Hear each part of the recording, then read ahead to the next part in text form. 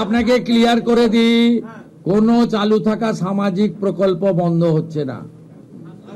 কোনো সামাজিক চালু থাকা প্রকল্প, এটা আমরা আমাদের কর্মসূচি মানে প্রচারকালীনও বলেছি, কোনো চালু থাকা সামাজিক প্রকল্প সে 30 বছর আগের হতে পারে, 10 বছর আগের হতে পারে, কোনো সামাজিক প্রকল্প আমরা বন্ধ করছি না।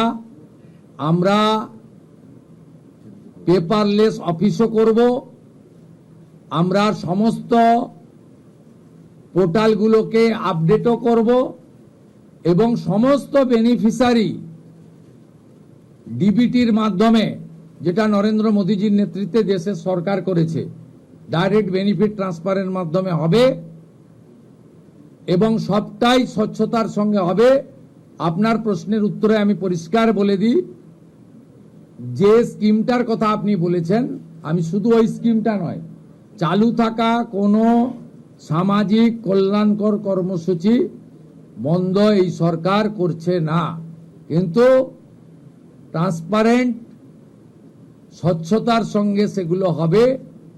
কোনো মৃত ব্যক্তি তিনি কোনো সামাজিক প্রকল্পের সুযোগ পেতে পারেন না, আপনিও বলবেন না পাওয়া উচিত নয়।